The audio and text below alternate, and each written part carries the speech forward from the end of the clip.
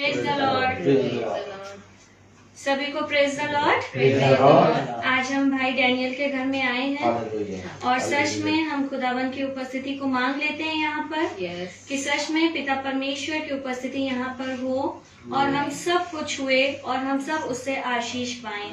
प्यारे पिता, आज जो भी वचन यहाँ बोया जाए वो भी बहुत मन को छूने वाला और एकदम घर करने वाला हो, ताकि उस वचन को केवल हम सुनने वाले ना परंतु उस पे चल के अपने जीवन को सफल बनाने वाले हो। तो इस प्रार्थना सभा को शुरू करने से पहले हम सबसे पहले प्रार्थना में जाएंगे और घर का कोई भी एक सदस्य प्रार्थना में अगुवाई करेगा।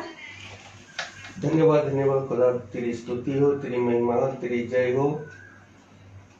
आपको धन्यवाद देते हैं कि इस सुंदर समय के लिए अब हम जिंदों की दुनिया में तो आप हमें जिंदा रखा प्रभु, और हमारे बहने हैं हमारे यहाँ आपकी इच्छा के अनुसार, हमारे आपकी योजना के अनुसार हमारे बहनों को यहाँ लाए हैं। उनके लिए आपको धन्यवाद देता हूँ प्रभु। आज हमारे भाई आप भाई के द्वारा आपका वचन को बताने के लिए आपके हमारे भाई के माध्यम से सुन सके, और इसके लिए आपको भी तो ये धन्यवाद देते हैं खुदावन। आप हमारे जो भी YouTube में देखते हैं उनके लिए भी मैं धन्यवाद देता हूँ कि ये आपका वचन को ग्रहण कर सके और ये ग्रहण कर सके और आपके अनुग्रह में बन सके। यही दुआ हम करते हैं हमारे प्रभु यीशु के नाम पर, आमीन।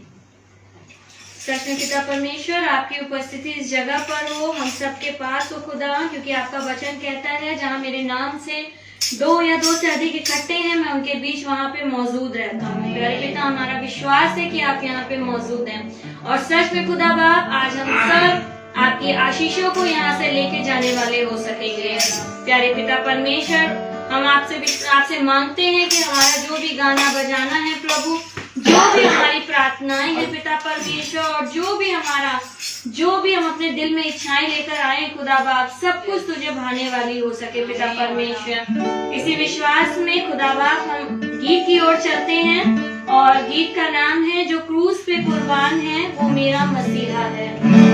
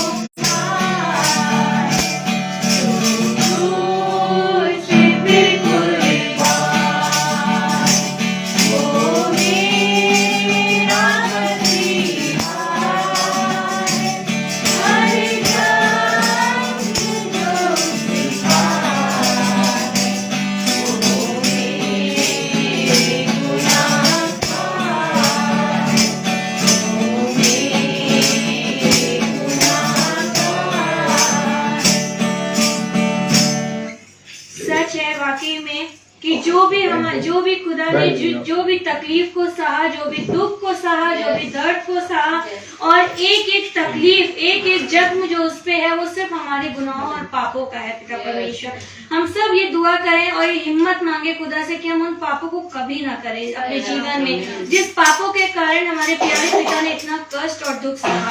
हम सब आज ये वादा करें अपने पिता परमेश्वर से कि हम उन पापों में दोबारा कभी ना गिरे जैसे हमारे पिता को तकलीफ हो। प्यारे पिता परमेश्वर, चलिए हम दूसरे गीत की ओर चलते हैं और गीत का नाम है आवाज उठाएंगे।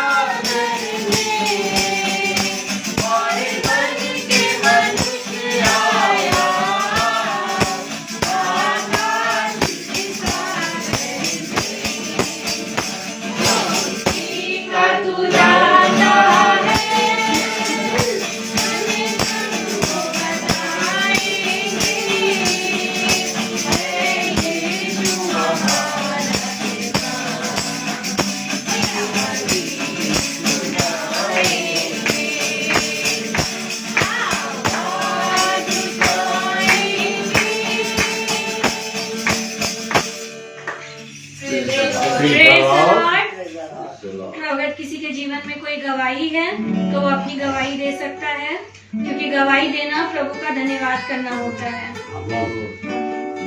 Praise the Lord। मैं गवाही दे दूं।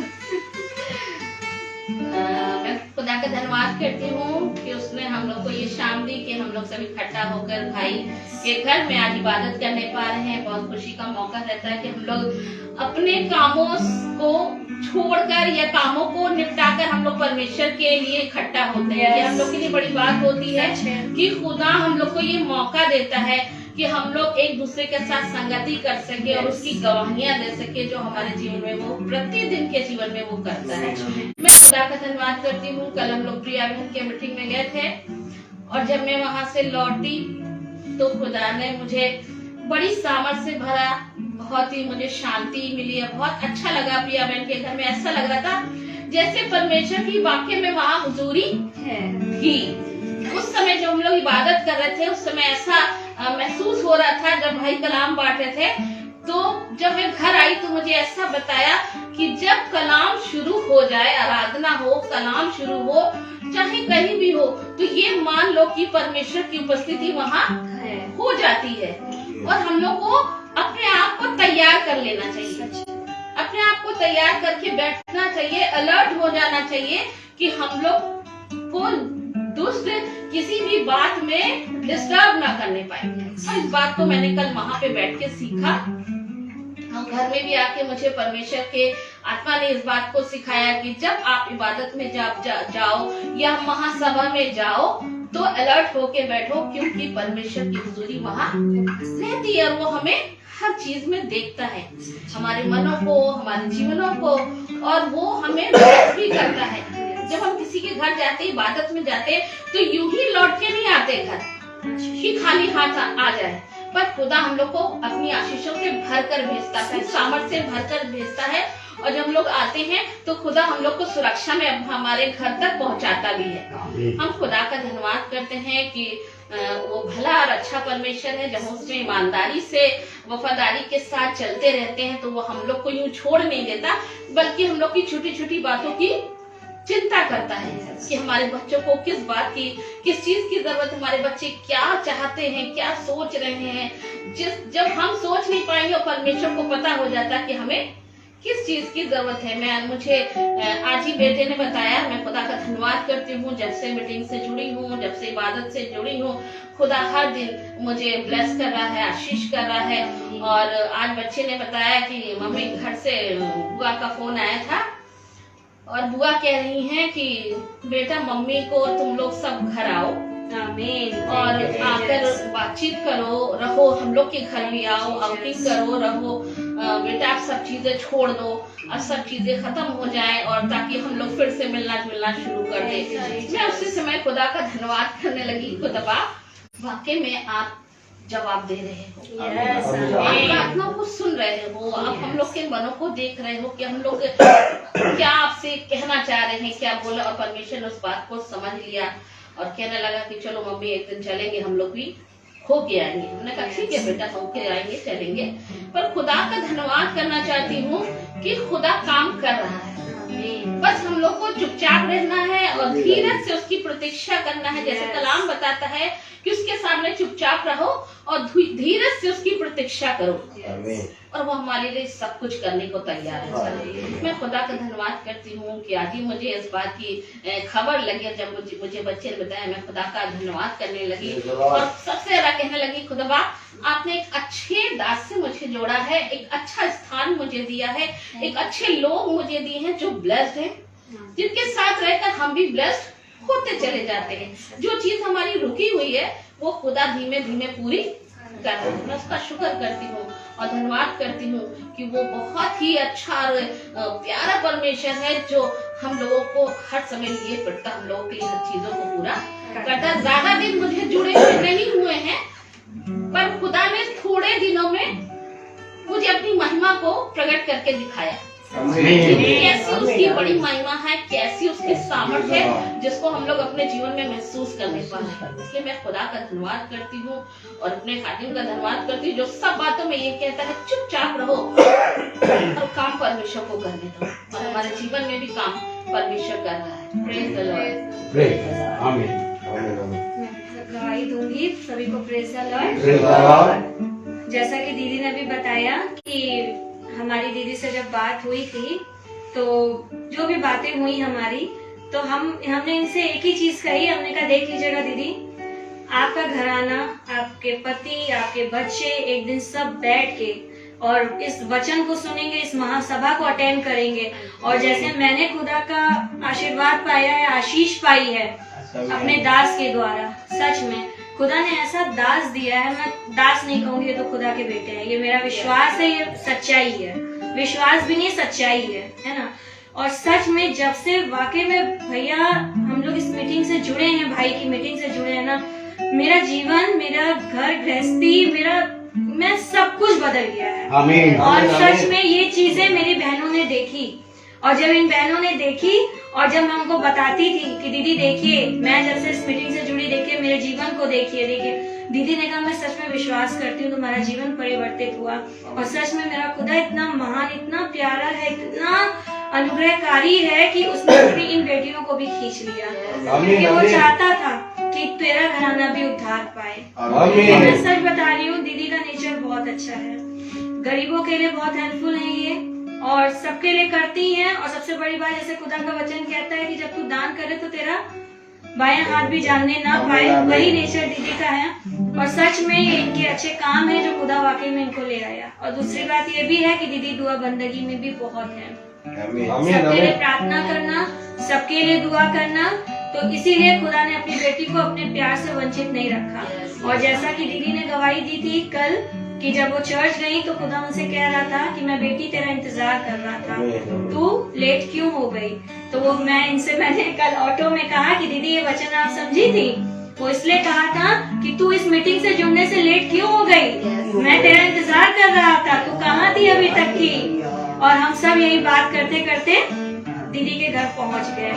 और मेरी गवाही है कि आज हम सुबह जब स्कूल जा रहे थे तो जब तेली बाग में मेन चौराहा है, वहाँ बीच में थोड़ा सा रास्ता कटा हुआ है, वहां से हम लोग पार होते हैं, और मैं और शॉन थे और एक लेडी और थी हमारे बगल में। और सडनली अचानक से मेरी आदत है, मैं गाना गाते हुए चलती हूँ रास्ते में, खुदा के मैं गाना गाते हुए चलती हूँ। और आज मैं मोबाइल में पूरे वचन पढ़ रही थी, बाइबल से वचन पढ़ते पढ़ते पढ़ते तेली बाग और मैं उतरी और मैं गाना गाने लगी, यहोवा चरवाहा मेरा।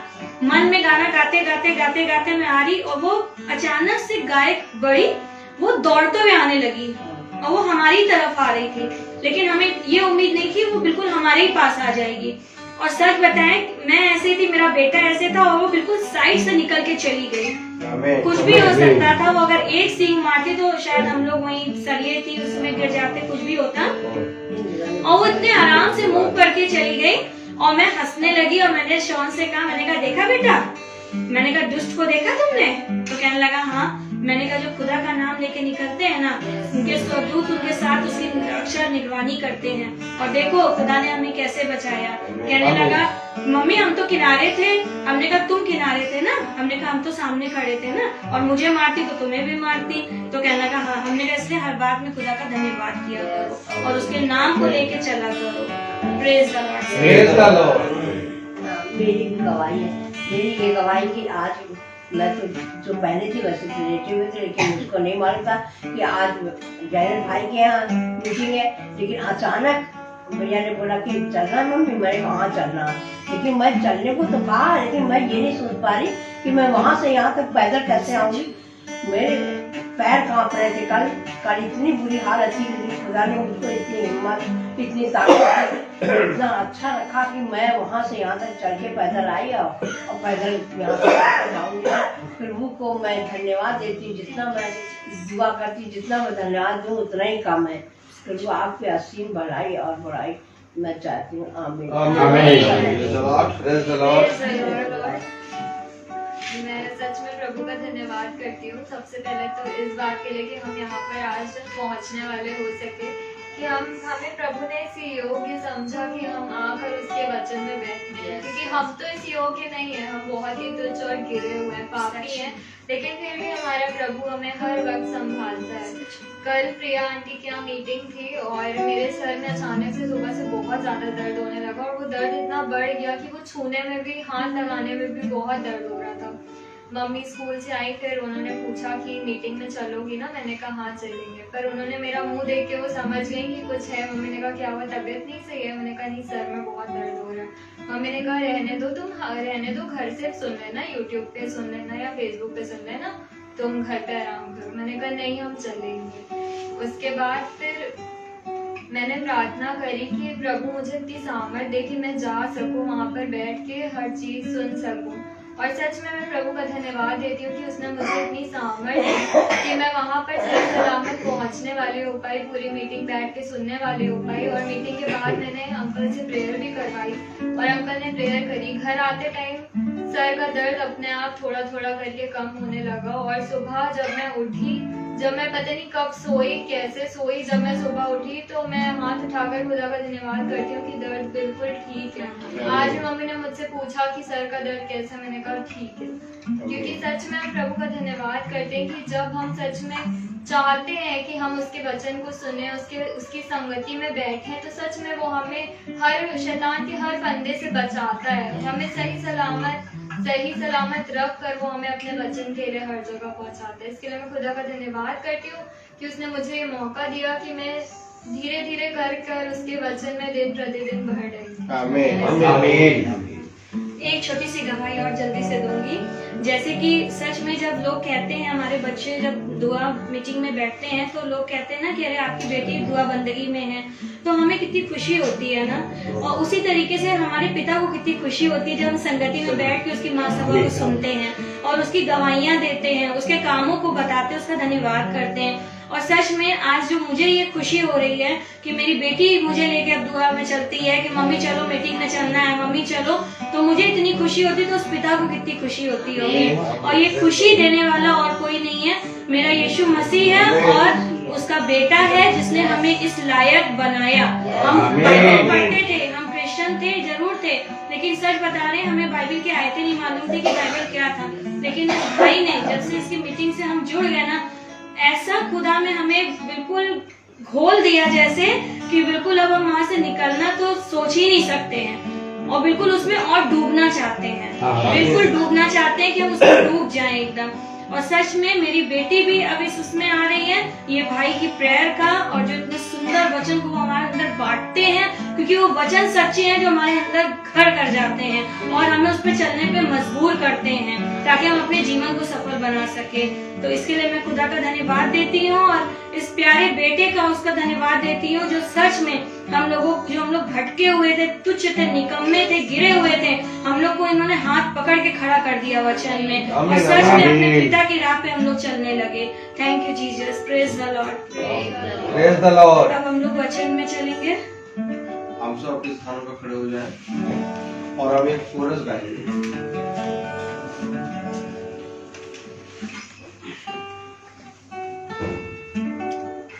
तुझे अकेला ना छोड़ूं मैं, रूह अपनी भेजूं। तुझे अकेला ना छोड़ूं मैं, रूह अपनी भेजूं। तुझे आवाज़ भी ना छोड़ूं, एक मददगार भेजूं। तुझे अनाथ भी ना छोड़ूं, एक मददगार भेजूं। यीशु के सिवा कब है बात कही किसने, यीशु के सिवा ये कब है बात कही किसने। जहाँ दो या तीन जमा हो, मैं हूँ हाज़िर उनमें। जहाँ दो या तीन जमा हो, मैं हूँ हाज़िर उनमें। Praise the Lord. Praise the Lord. जब हम सब अपने स्थानों पर खड़े हैं तो हम वचन से निकालेंगे लूका उसका 11वां अध्याय।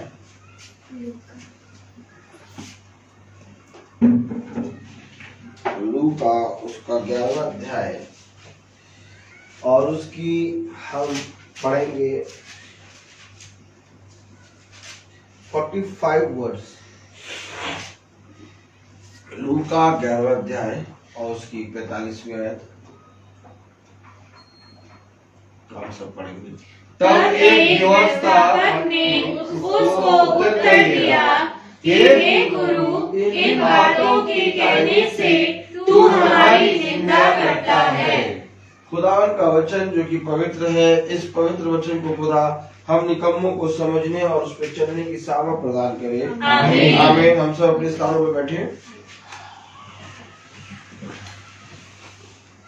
और जैसा हम जानते हैं कि मीटिंग आज की सबसे पहले बहन जॉयस क्या थी, लेकिन भाई सचिन ने कहा कि ब्रदर हम चाहते हैं हमारे यहाँ मीटिंग हो जाए और बच्चों के पेपर चल रहे हैं, इसलिए आज हमारे यहाँ मीटिंग कर दीजिए। तो भाई सचिन की यहाँ मीटिंग हमने करी और फिर भाई सचिन के यहाँ माला मैम की बहन के रिलेशन में किसी की डेथ हो गई आज, इसलिए वो मीटिंग वहां नहीं हुई आज। और आज मीटिंग भाई के घर में हो रही है। Praise the Lord। भाई के घर में भी इस महीने मीटिंग नहीं हुई थी। तो तंबू कहाँ लगेगा और मीटिंग कहाँ होगी, हम कल शाम कहाँ पर पाए जाएंगे, हमें कुछ नहीं मालूम।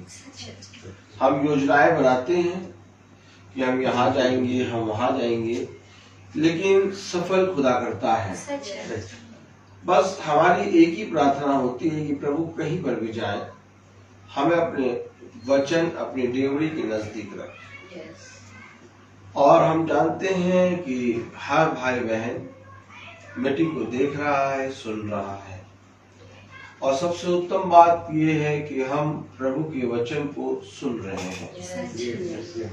और प्रभु ने जिस घर को, जिस समय को और जिस योजना को रखा है जिस घर के लिए, उस समय में वो योजना पूरी होती है। आमीन। आप और हम देख रहे हैं कि कैसे 3-3 बार मीटिंग बदली और आज यहाँ हो रही है।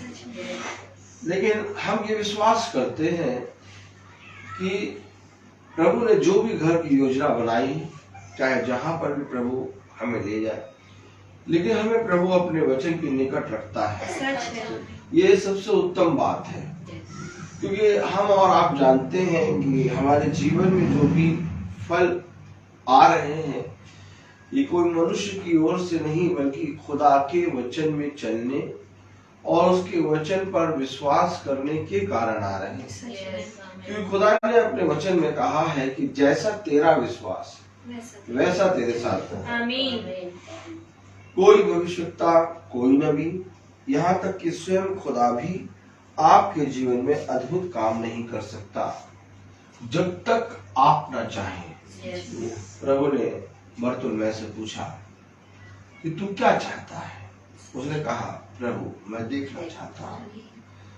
प्रभु ने कहा, तेरे विश्वास के अनुसार तेरे साथ हो जाए। आमीन। तो मेरे प्यारे भाई बहनों, प्रभु यीशु मसीह हमारा ऐसा खुदा है कि जब तक तुम अपने जीवन में उसको ग्रहण नहीं करोगे और जब तक तुम विश्वास नहीं करोगे, तब तक प्रभु तुम्हारे जीवन में, हमारे जीवन में कोई भी कार्य नहीं करता।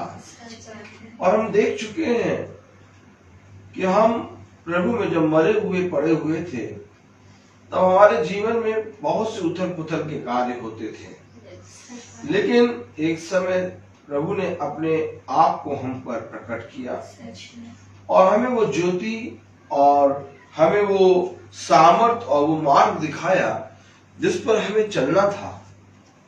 और फिर प्रभु ने हमें स्थिर किया और कहा, अब इस पे चल। और उस दिन से हमारा और आपका विश्वास बढ़ने लगा। और आज मैं ये विश्वास करता हूँ कि हम सब भाई बहन जितने फेसबुक से देखते हैं और जितने बाद में यूट्यूब से देखते हैं और जितने भाई बहन यहाँ बैठे हैं, हम सब भाई बहन किसी मनुष्य या तो किसी की बातों को सुन के नहीं आए। हम सब खुदावन यीशु मसीह से कुछ पाने की चाह में आए। क्योंकि जब हम कुछ पाने की चाह से आते हैं तो खुदा हमें वह भी बातें देता है और वो फल भी देता है जो हमें मालूम ही नहीं कि हमारे जीवन में होने कितने जरूरी हैं। सच बात है। आज मनुष्य जिन फलों को और जिस प्रार्थनाओं को मांगता है उससे ज्यादा जरूरी बहुत सी चीजें मनुष्य के जीवन में होती हैं, लेकिन वो उसको देख नहीं पाता। क्योंकि जब तक हमारे पास जीवन नहीं होगा हमारा सब कुछ मांगना व्यर्थ हो जाएगा। उसने कहा सबसे पहले अपने प्राणों की रक्षा कर, और प्राणों की रक्षा हमारा खुदावन यीशु मसीह करता है। और इसलिए जब वो हमें कुछ भी फल देता है तो उस फल को हम बहुत आयत से ग्रहण करने वाले बन पाते हैं।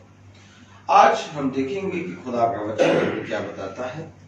मैं आपको बताऊं कि मधु बहन आज दिन वाली गाड़ी से बैठ गई हैं और बहन प्रिया उनको छोड़ने गई थी, और बहन मधु अब झांसी के लिए रवाना हो गई हैं, ऐसा मेरा विश्वास है। और खुदा उन्हें अच्छे से पहुंचाए, क्योंकि हम सब भाई बहन एक दूसरे से जुड़े हुए हैं। और अब इस पृथ्वी पर हम जानते हैं कि कोई भी चीज स्थायी नहीं है, इस पृथ्वी पर कोई भी चीज ठहरने वाली नहीं है, सब समय के अनुसार नष्ट होती जाएंगी। लेकिन जो हमारा विश्वास है प्रभु यीशु मसीह पे, उसको हम और आप प्रतिदिन प्रभु की आत्मा में अपने जीवन में बढ़ाएं, आमीन, ताकि हमारा और आपका मन पृथ्वी की बातों पे नहीं बल्कि ईश्वर की बातों पर लगे। आज हम देखते हैं और पढ़ते हैं कि लूका उसका 11 वो जानता है, सारी बातों को वो जानता है, लेकिन इसके बाद भी जब खुदावन यीशु मसीह उन्हें उपदेश दे रहा है तो उन्हें ऐसा लग रहा है कि ये हमारी निंदा कर रहा है। आप बहुत ज्यादा एक ऐसी आत्मा इस संसार में घूम रही है जो अपने आप को बड़ा करती है, और प्रभु ने कहा जो छोटा होगा वो स्वर्ग राज्य में बड़ा होगा, और जो यहाँ बड़ा होगा वो स्वर्ग राज्य में छोटा होगा। तो व्यवस्थापक फरीसी और यहूदियों के अंदर एक आत्मा थी कि वो अपने आप को बहुत ऊंचा साबित करते थे, वो वचन से भी अपने आप को ऊंचा रखते थे। इसलिए जब वचन देहधारी होकर उनके सामने आया और उन्हें उपदेश दे रहा तो व्यवस्थापक को ऐसा लगा, 45वीं आयत पढ़े, तब एक व्यवस्थापक ने उसको उत्तर दिया, हे गुरु, इन बातों के कहने से तू हमारी निंदा करता है। तू ऐसी बातें क्यों कहता है? सब तो हमारा आदर करते हैं, सब तो हमें बहुत उत्तम उत्तम स्थानों पे बैठाते हैं, सब हमें बहुत प्रिय जानते हैं, हमें चूमते हैं, लेकिन तू हमें हमेशा क्या करता है? निंदा करता है, हमारी निंदा करता है। आखिर क्यों? उन्हें प्रभु का वचन उनके लिए निंदा का कारण क्यों लग रहा है? अगर कोई मनुष्य किसी की निंदा करे तो मान सकते हैं, लेकिन अगर वचन खुदावन यीशु मसीह उन्हें वचन बता रहा, उपदेश दे रहा, और उस उपदेश को वो सुनकर ये सोच रहे हमारी निंदा हो रही, तो आज भी ऐसी आत्मा होगी। यस, आज भी जब खरा उपदेश होगा तो आज भी बहुत देरों को लगेगा कि वो हमारी निंदा करता है। हमें समझना पड़ेगा, क्योंकि हमें आत्माओं को पकड़ना है।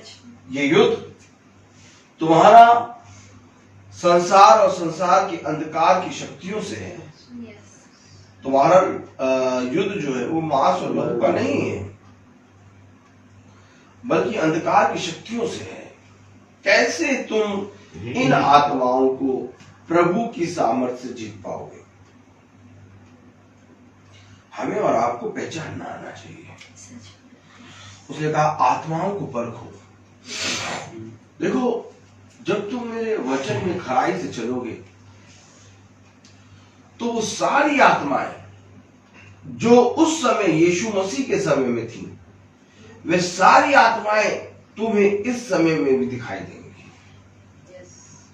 तुम बाइबल में पढ़ते हो कि फरीसी और यहूदी और शास्त्री उसको फंसाने के लिए उससे प्रश्न पूछते थे। तुम बाइबल में वचन पढ़ते हो कि जब प्रभु उपदेश देता है तो वे फरीसी और यहूदी शास्त्री कहते हैं कि तू हमारी निंदा करता है, ऐसा आपने पढ़ा। और आज आप जब खरा वचन किसी को बताएंगे तो वो कहेंगे ये हमेशा वचन हमें हमारी निंदा करके करता है। क्यों? आखिर वही आत्मा आज भी A to Z वैसे ही है, क्योंकि प्रभु ने इसे अभी छोड़ रखा है।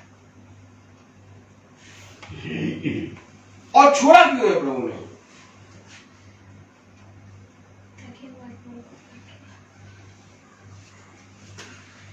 छोड़ा क्यों है प्रभु ने? Praise the Lord. Praise the Lord. आइए देखें 2 थिस्सलुनीकियों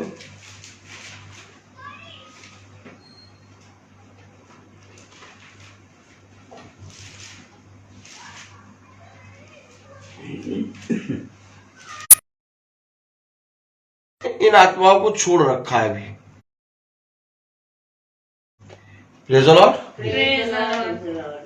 पढ़े मसीह यीशु के 2 थिस्सलुनीकियों 2 अध्याय और उसकी 3री आयत। 2 थिस्सलुनीकियों 2 अध्याय और उसकी 3री आयत।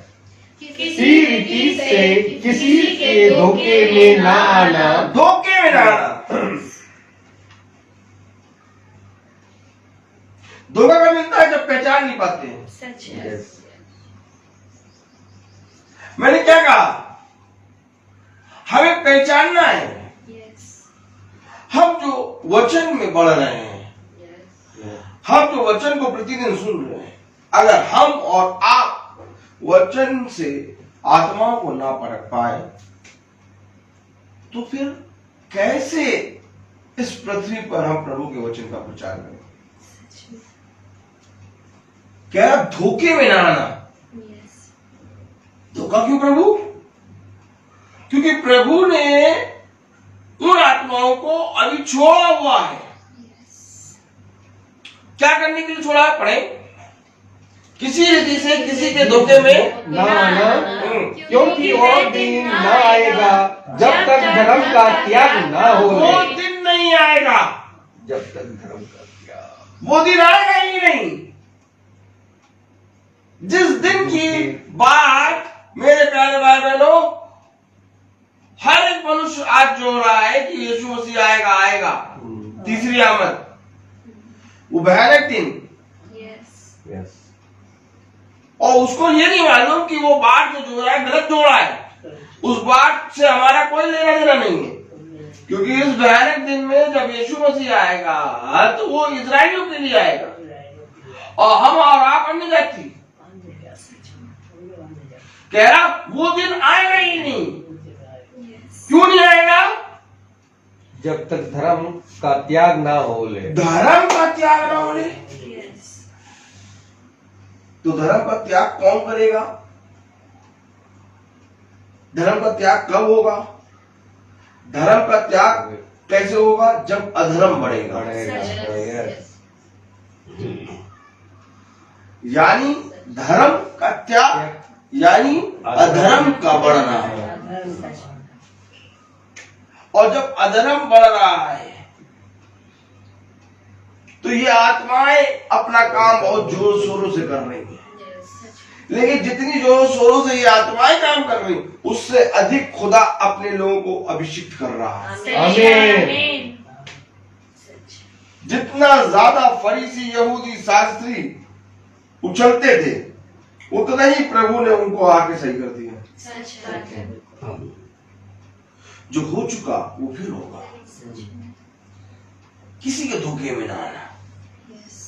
ये जो व्यवस्थापक जो निंदा कर रहा है, कह रहा है, ये जो व्यवस्थापक सोच रहा है कि जब प्रभु उपदेश दे रहे हैं तो मेरी निंदा हो रही है, अरे इसे तो दीन मन के सुनना चाहिए था वचन। सच में। सच है। ये प्रभु उपदेश दे रहे हैं, मैं प्रभु के मार्ग पर चलूं, यस और ये सोचना मेरी निंदा हो रही, तो इस व्यवस्थापक के अंदर कौन सी आत्मा थी?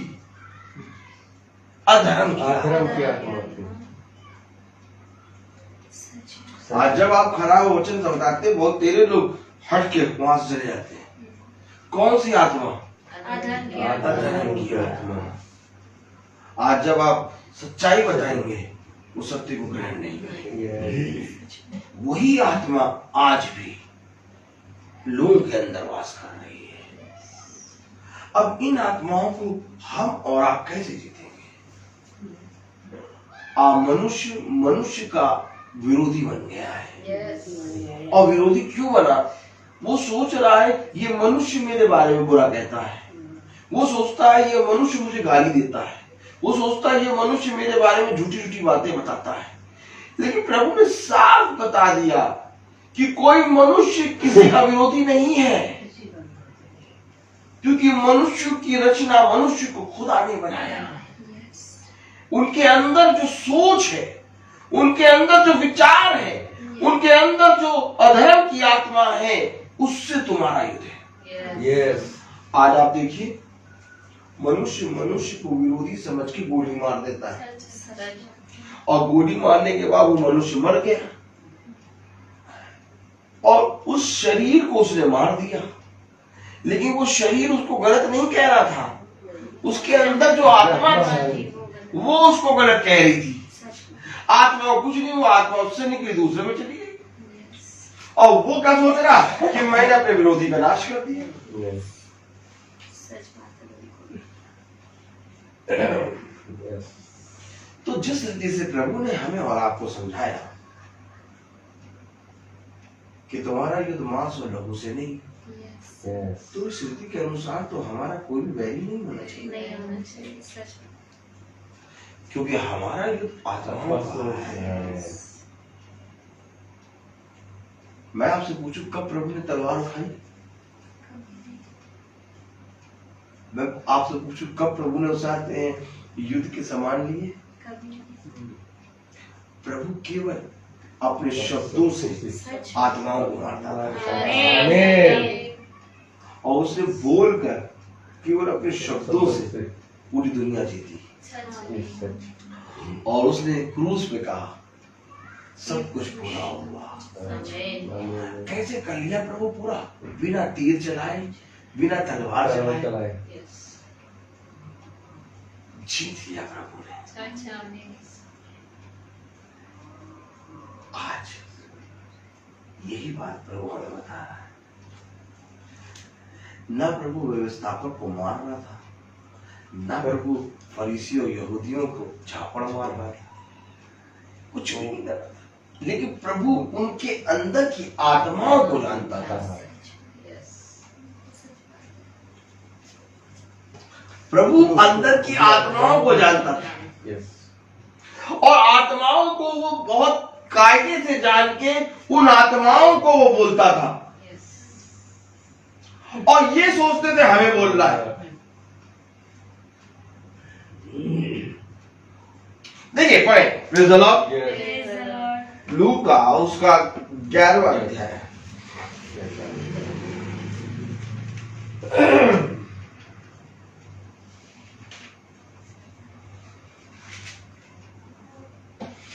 हाँ पढ़े जरा, उसकी 13वीं आयत। तो जब तुम बुरे होकर, नहीं, लूका 11 13 एक मिनट 43। 43। हे फरीसियों, तुम पर हाय, तुम आराधनालयों में मुख्य आसन और बाजारों में नमस्कार चाहते हो। ये देखिए, तुम मुख्य स्थान पर बैठना चाहते हो, और बाजारों में नमस्कार चाहते हो कि सब मेरे सामने झुके। तभी तो जब प्रभु यीशु मसीह उपदेश दे रहा, तो ये सोच रहे हमारी निंदा कर रहा है। क्यों? क्योंकि इन्हें आदर चाहिए, और आदर और महिमा केवल खुदावन यीशु मसीह का है। आमीन आमीन।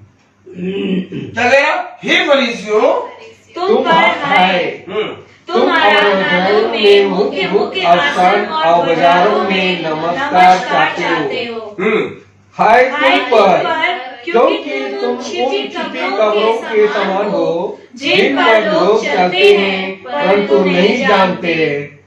लोग चल रहे हैं परंतु जान ही नहीं रहे कब्र पे चल रहे हैं। ये क्यों क्यों क्यों नहीं जान रहे?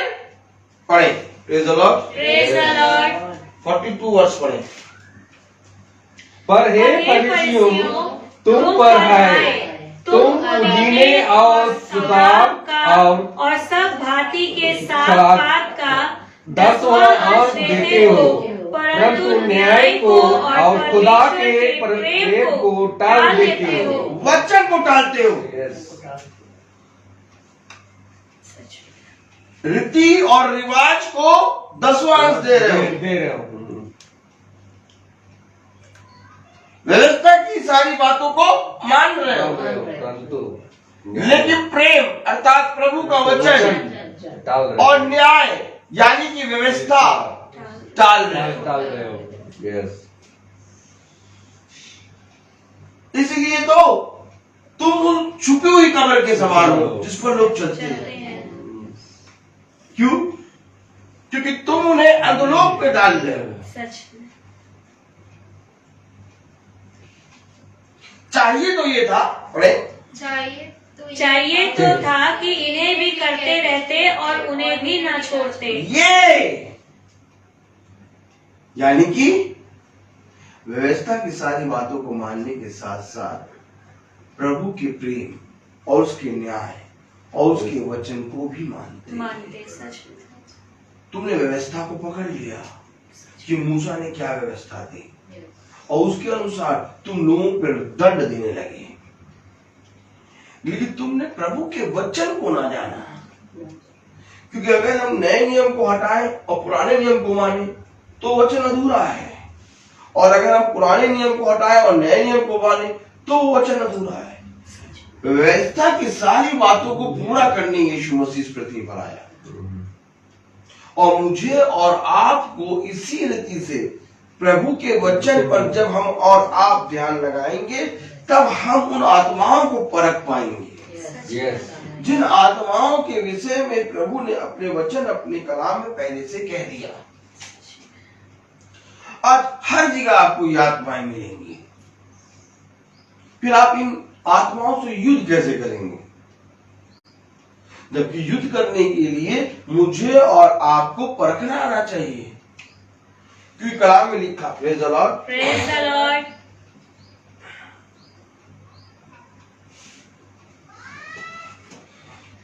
46 वर्ष पढ़े। उसने कहा हे व्यवस्थापकों, तुम पर भी है, तुम ऐसे बोझ जिनको उठाना कठिन है मनुष्यों पर लादते हो, परंतु तुम आप उन बोझों को अपनी एक उंगली से भी नहीं छूते। ये सारे रीति रिवाज मनुष्य पर लाद देते हो, परंतु उनके प्रति तुम खुद ईमानदार नहीं। बिल्कुल सही बात है। यही बात तो है। आइए एक मैं आपको और दिखाऊं। Praise the Lord. Praise the Lord. कलाम में लिखा, पढ़े जरा।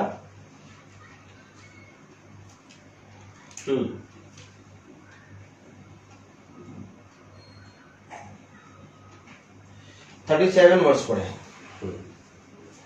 इसी की जब जब वह बातें कर रहा था तो किसी फरीसी ने उससे विनती की कि मेरे यहाँ भोजन कर, और वह भीतर जाकर भोजन करने बैठा। फरीसियों ने ये देखकर अचंभा किया कि उसने भोजन करने से पहले स्नान नहीं किया। फरीसी ने विनती करी कि आप हमारे यहाँ आइए भोजन करिए, लेकिन जब वो भोजन करने बैठा तो उन्होंने अचंभा किया कि भोजन करने बैठ गया, स्नान नहीं किया। क्यों? आगे पढ़े। प्रभु ने प्रभु ने उससे उससे कहा, कहा, हे फरीसियों, तुम कटोरे और थाली को ऊपर से तो मांजते हो, परंतु तुम्हारे भीतर अंधेर और दुष्टता भरी है। ऊपर से तो तुम भैया खूब बढ़िया उपवास रखते हो। उपवास आया, उपवास कटोरे और थाली को ऊपर से तुम मांजते हो, ऊपर से खूब उपवास रखते हो, वरन तुम्हारे अंदर दुष्टता भरी हुई है, अंधेर और दुष्टता। ये आज शरीर का उपवास हर कोई रख रहा है, परंतु अंदर क्या है, वही दुष्टता भरी पड़ी हुई है।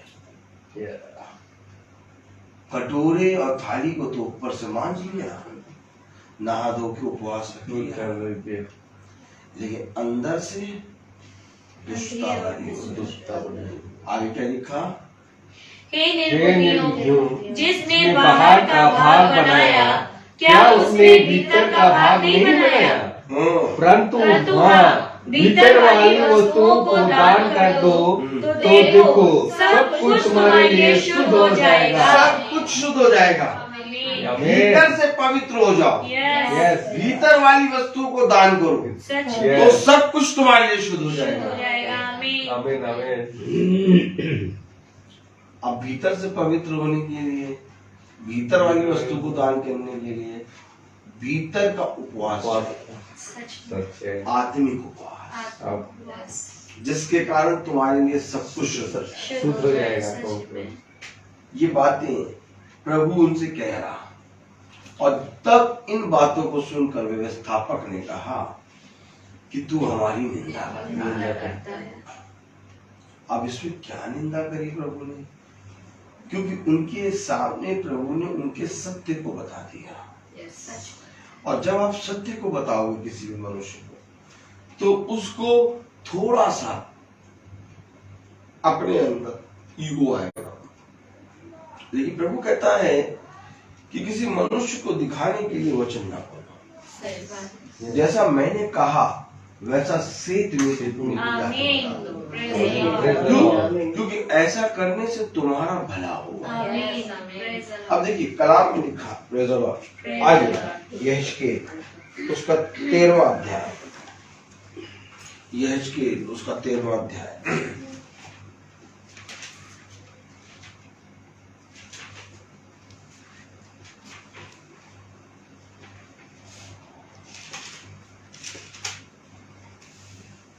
यहेजकेल 13वां अध्याय और उसकी 4थी आयत पढ़ो। हे हे इस्राएल, तेरे भविष्यवक्ता खंडहरों में लोमड़ियों के समान बने हैं। तुमने नाकों में चढ़कर इस्राएल के घराने के लिए दीवार नहीं सुधारी, जिससे वे यहोवा के दिन युद्ध में स्थिर रह सकते, जिससे वे यहोवा के दिन में स्थिर नहीं रह सकते। स्थिर रह सकते। तुमने जाकर उनको, तुमने दरारों में चढ़कर इस्राएल के घराने के लिए दीवार नहीं सुधारी, जिससे वे यहोवा के दिन युद्ध में स्थिर रह सकते। यानी कि तुमने जाकर इजराइलियों से सच्ची भविष्यवाणी नहीं की, जिससे वो युद्ध में स्थिर रह सकते हैं। युद्ध कौन सा युद्ध? मांस और लहू का नहीं, अंधकार का। ये भविष्यवक्ताओं को बोल रहा है, उन झूठे भविष्यवक्ताओं को जिन्होंने मुंह देखा प्रचार किया है। पढ़े 13वां अध्याय उसकी पहली आयत से।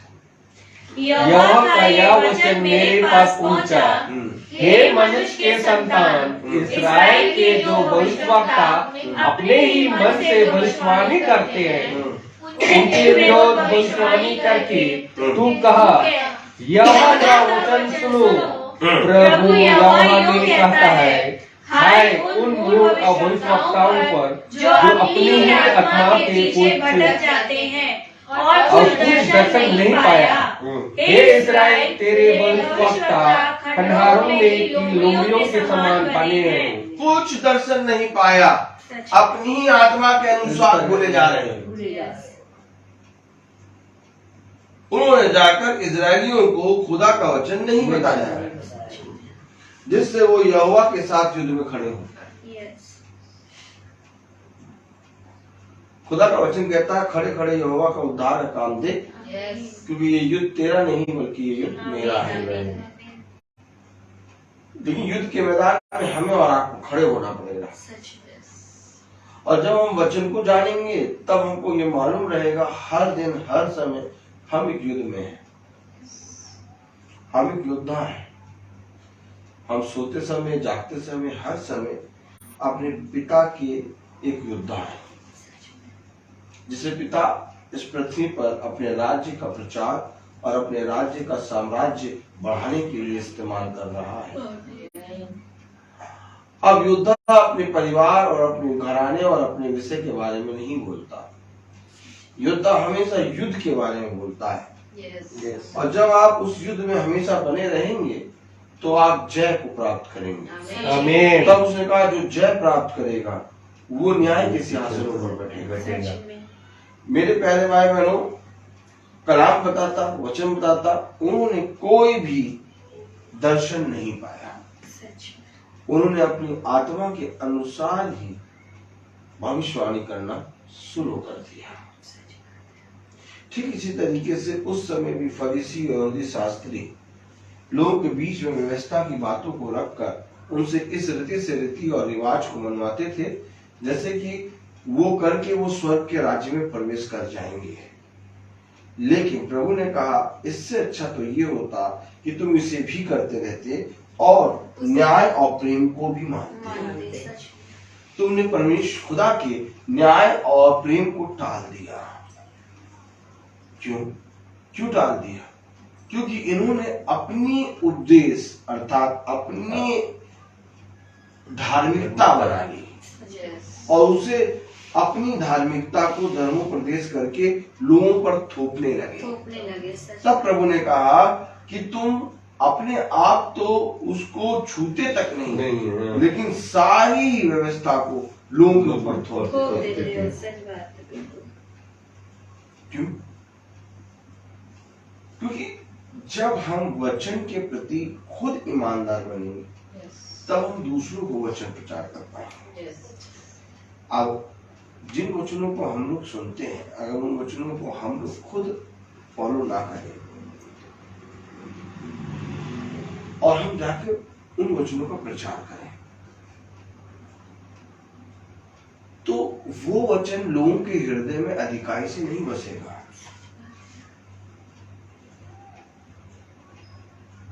वचन तब अधिकाई से बसता है जब वचन का प्रचार करने वाला स्वयं उस वचन को जीता है।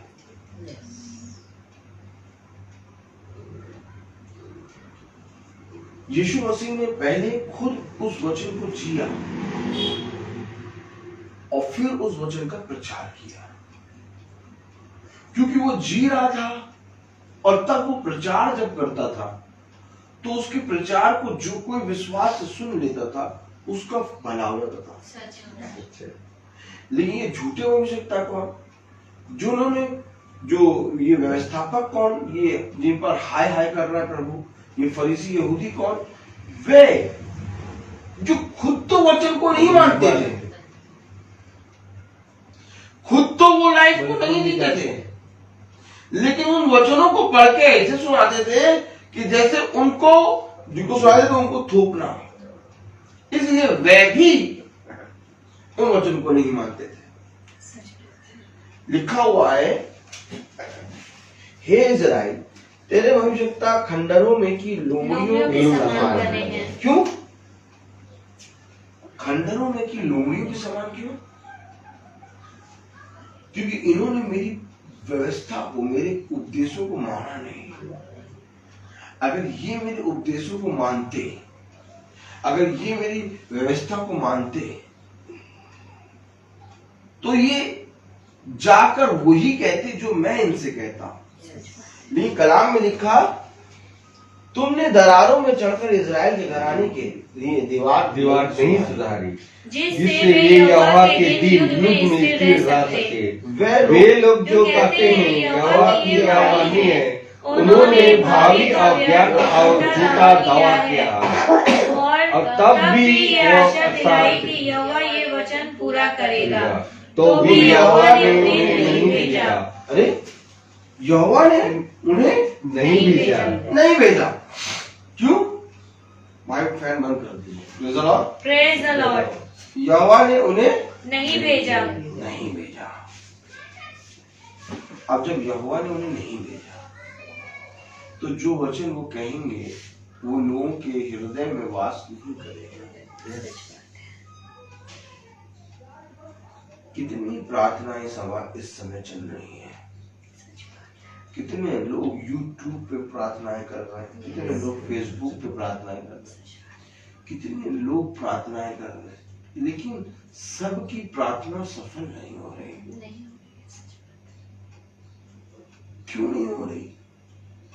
क्योंकि जब आप वचन को जिएंगे और उस वचन को लेके आप जब लोगों के बीच में निकलेंगे,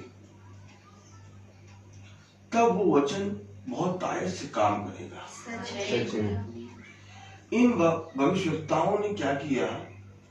अपनी ही आत्मा से बातों को गढ़ा, और यहोवा के भावी कहने वाले भविष्यवक्ता, यानी कि झूठ कहने वाले भविष्यवक्ता, इनके बीच में आ गए, इजराइल के बीच में, और वे यहोवा के बिना भेजे लोगों से इस तरह से बातें करने लगे। उन्होंने भावी का व्यर्थ और झूठा दावा किया है, और तब भी यह आशा दिलाई कि यहोवा यह वचन पूरा करेगा। आशा दिलाते थे। आज आप देखिए, बहुत से लोग प्रार्थना में आशा दिलाते हैं। आप बहुत खतरनाक एक आत्मा चल रही है। 24 घंटे के अंदर आपके साथ कुछ अच्छा होने वाला है।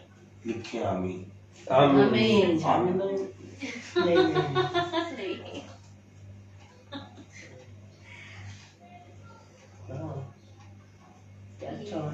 यही आत्मा जाति जाति के लोगों में है। 101 बार ये नाम लोगों को भेजो, आपका भला है। ये आशा दिला रही है, एक झूठी आशा।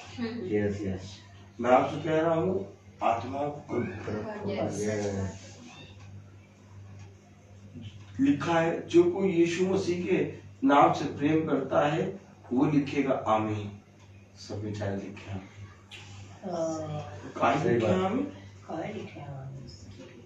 जो कोई यीशु मसीह के नाम से प्रेम करता है वो यीशु मसीह के वचन को सुने। यस, बिल्कुल सच है। पूरा बोलो। हाँ। दूसरे का मेरा नाम तुम्हारे लिए थोड़ी ना होगा। यीशु मसीह के नाम से कहने वाले बहुत आएंगे। सच बात है। मगर मैं उन्हें नहीं जानता।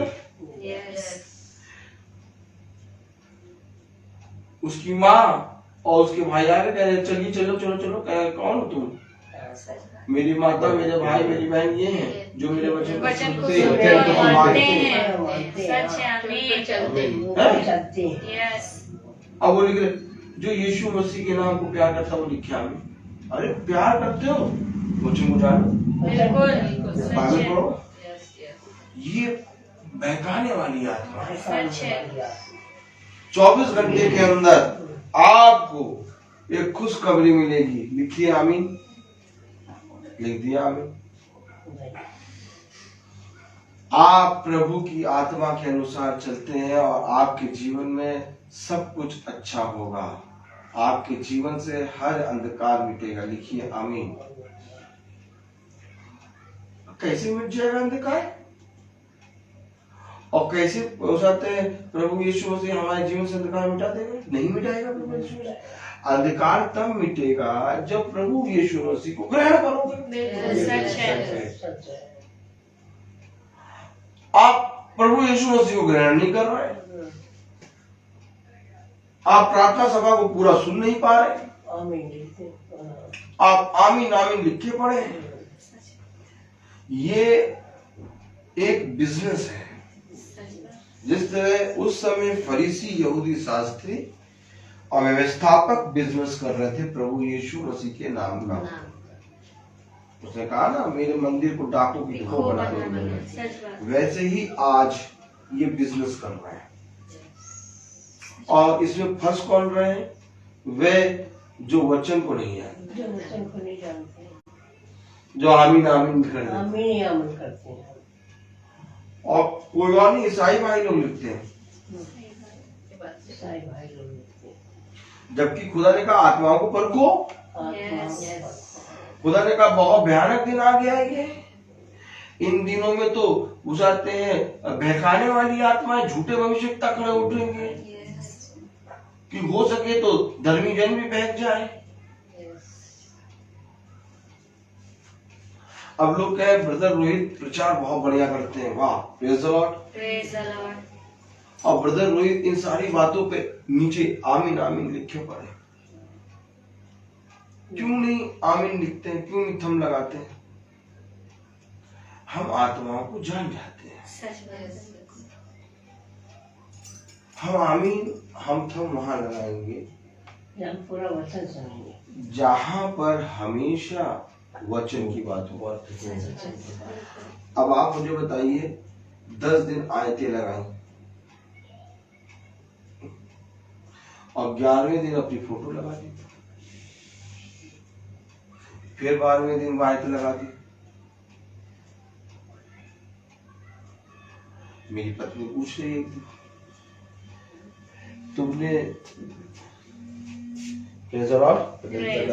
मेरी पत्नी एक दिन पूछ रही कि तुमने एक आयत में पढ़ा रहा था ऊपर की, तुमने इस आयत पे थम और कुछ प्रेज द लॉर्ड क्यों नहीं लिखा?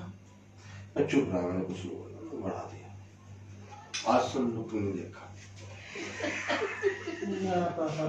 मैं लिखूंगा जहां सदा एक सा बना हो।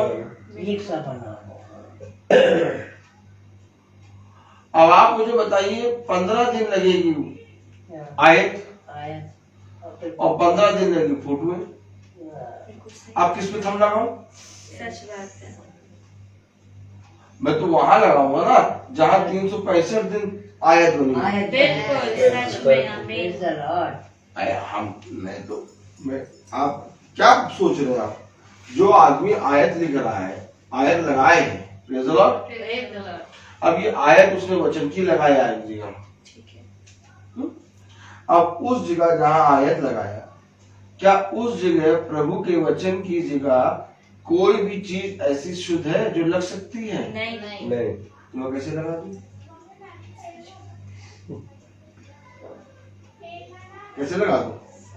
या तो आयत बाइबल की कोई भी फेसबुक और यूट्यूब और कहीं पर भी लगाओ ना, फोटो लगा दो, जी लो जिंदगी, जा सिमरन जी लो अपनी जिंदगी।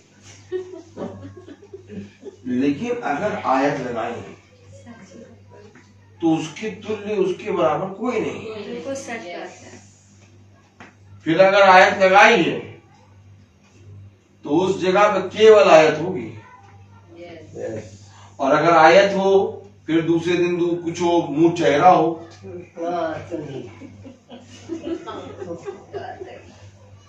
तो वो जगह खुदा की जगह नहीं है। इन्होंने रख दिया वहां पर। हम वहां आमीन और थम नहीं लगा सकते। हमें आत्माओं को परखना है। हाँ, खुदा नहीं कहता कि मुझे यहाँ रखो, खुदा नहीं कहता। खुदा नहीं कहता कभी कि मैं बाइबल पढ़ो, खुदा नहीं कहता कभी मेरे पास आओ, बट आओ तो आओ, नहीं आना ना आओ। लेकिन जब खुदा को एक स्थान दिया फिर वहां से उसको गिराओ नहीं, सच में। नहीं तो स्थान ना दो। अपने आप को भक्ति भाव भी दर्शा रहे हो और दूसरी तरफ अपना जिस दिन सूट अच्छा पहन गया चाहते हो हम भी दिखे। क्या कारण है कि भाई के मोबाइल पे 365 दिन आयतें लगी रहती। सच बात है। क्या कारण है कि चाहे एनिवर्सरी का दिन हो, चाहे बर्थडे का दिन हो, आयत बात करेगी। आत्मिक मनुष्य होगा तो समझ जाएगा यार ये आयत क्यों लगाई भाई ने, क्यों नहीं लगाता भाई अपनी फोटो, किसी की फोटो हम नहीं लगा सकते। हमने प्रभु को एक स्थान दिया। जीवन के अंत समय तक, जिससे उसने कहा मैं तुम्हें नहीं छोड़ूंगा, वैसे हम भी उसे नहीं छोड़ेंगे। नहीं छोड़ेंगे। सच है। आमीन। हमें और आपको इन बातों को समझना होगा। आपके जीवन में वचन तब काम करेगा जब आप 365 दिन उसमें बने रहेंगे। उसने कहा यदि धर्मी मनुष्य मार्ग से भटक जाए तो उसके जितने भी धर्म के काम किए हैं उसने, वो उसे अंधकार से नहीं बचा सकते। तो मार्ग से भटकना क्या है? यही है। मार्ग में बने रहना क्या है? मार्ग में बने रहने का मतलब मेरे जीवन से खुदा को आदर मिले।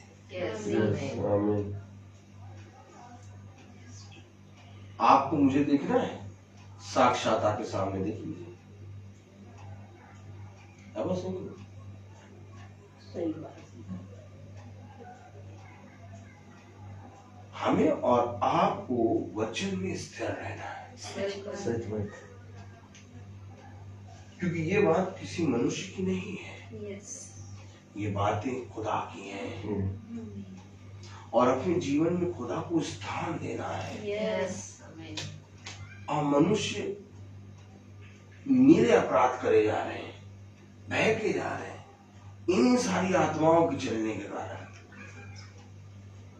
जबकि खुदा का वचन कह रहा, पढ़े, Praise the Lord.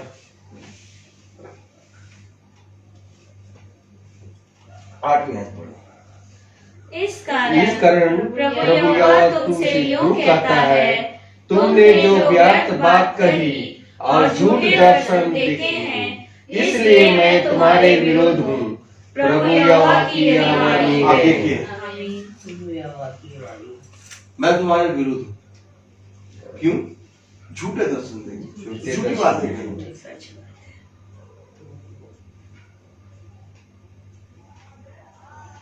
इन बातों को सुन के व्यवस्थापक कहता तू हमारी निंदा करता है। कोई तो कारण होगा जो विपत्ति हमारे डेरे के निकट आई। प्रभु यूं ही किसी पर विपत्ति नहीं देता, और ना ही प्रभु की ओर से कोई विपत्ति आती है।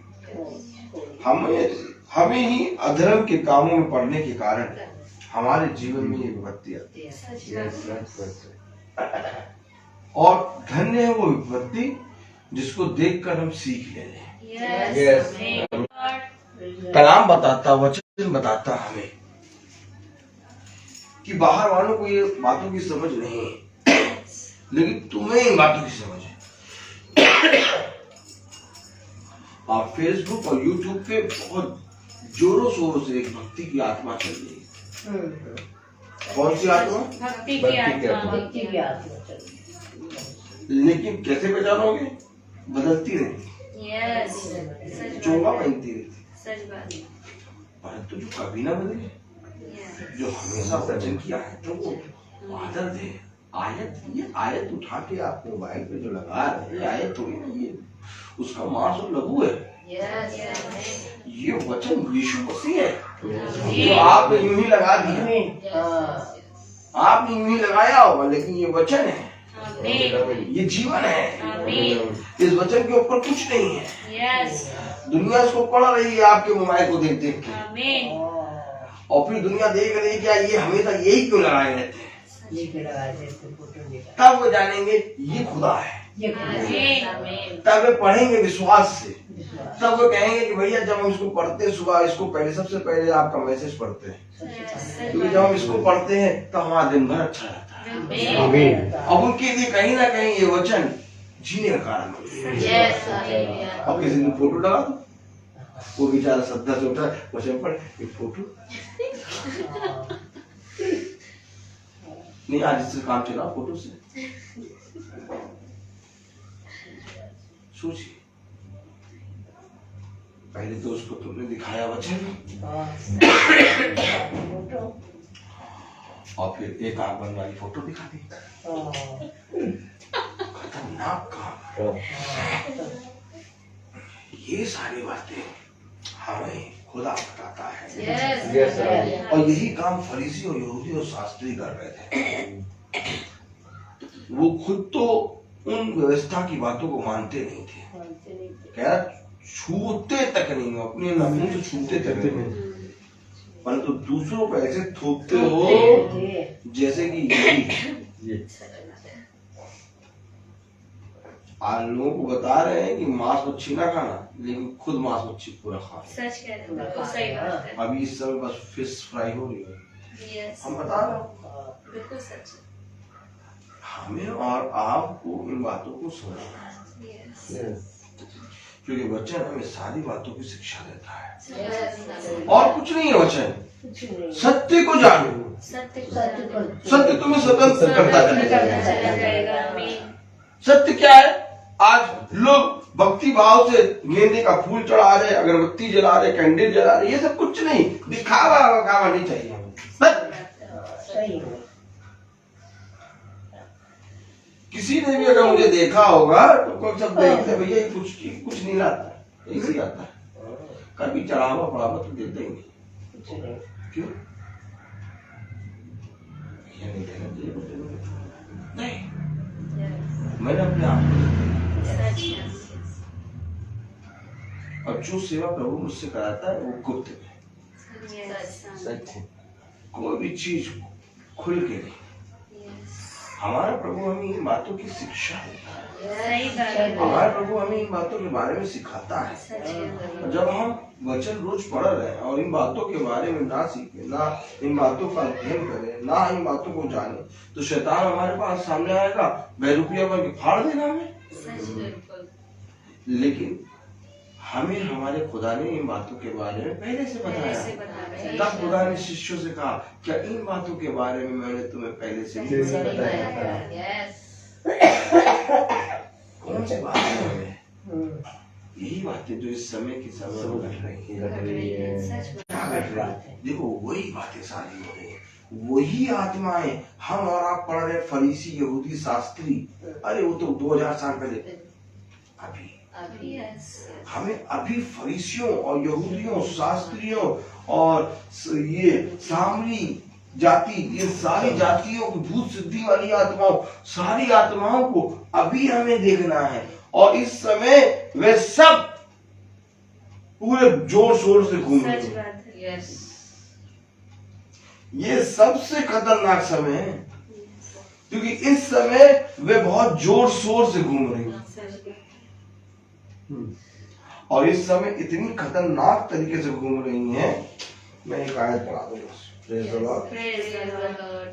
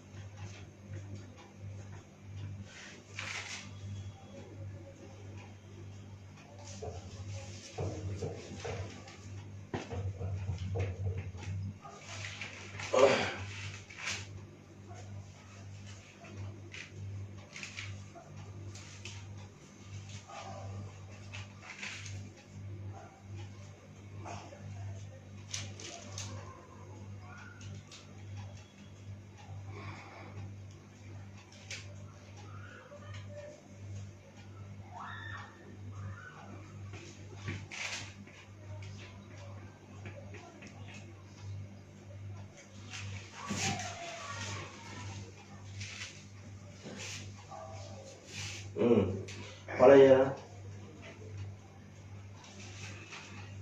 11वां अध्याय लूका,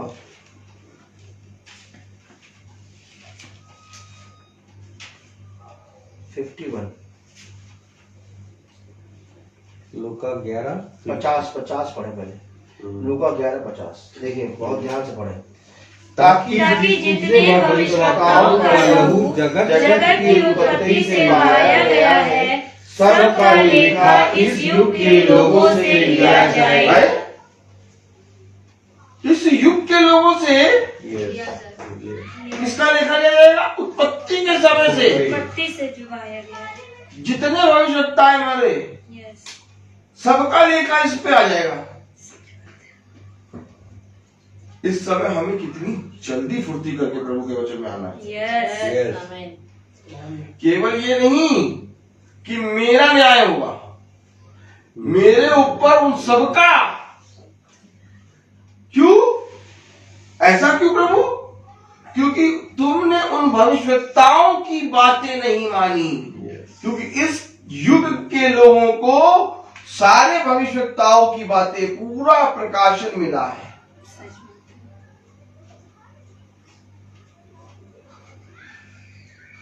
बहुत खतरनाक बात है।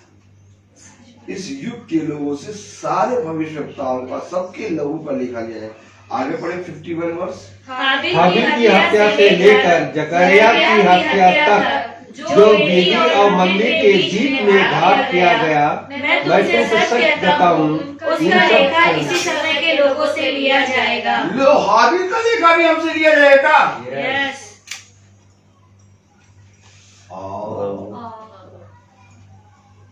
और सब कहाँ सो रहे हैं? संडे वाले दिन मीट खरीदने जा रहे हैं। अरे जाओ मीट खरीदने, अच्छी बात, लेकिन वचन के प्रति तो ईमानदार बनो। सच में। सोचो, सारे भविष्यवक्ताओं का लेखा हाबिल से लेकर जकरिया तक, जकरिया यानी मलाकी, जकरिया, सब ये सब का लेखा, हर एक देने का लेखा इस युग के लोगों से लिया जाएगा। लोग है उसके हृदय को भी आपका वचन को ग्रहण कर सके और इसी तरह आपकी अनुग्रह में बने रहे खुदावन। और ये दुआ हम करते हैं खुदावन, जो हमारा पिता और हमारे अपराध में क्षमा कर, जैसे हम अपने अपराधियों को क्षमा करते हैं, और हमें परीक्षा में न डालिए परंतु बुराई से बचाओ। आमीन। अब हमारे खुदावन यीशु मसीह का फजल, खुदा बाप की मोहब्बत, पाक रूह की रिफाकत और शराकत हम में से हर एक विश्वासी जन के साथ अब से लेकर अनंतकाल तक होती रहे। आमीन। धन्यवाद, धन्यवाद, धन्यवाद, सारी आशीषों के शोर में धन्यवाद, धन्यवाद, धन्यवाद, धन्यवाद, सारी आशीषों के शोर में धन्यवाद, सारी आशीषें आदियों पर से हालेलुया। धन्यवाद, धन्यवाद, धन्यवाद, सारी आशीषों के शोर में धन्यवाद। सब भाई बहनों को सूचित किया जाता है कि कल की प्रार्थना शाम को 5 बजे होगी। और कहाँ होगी ये भी मुझे नहीं मालूम, लेकिन तंबू लगेगा जरूर। Praise the Lord.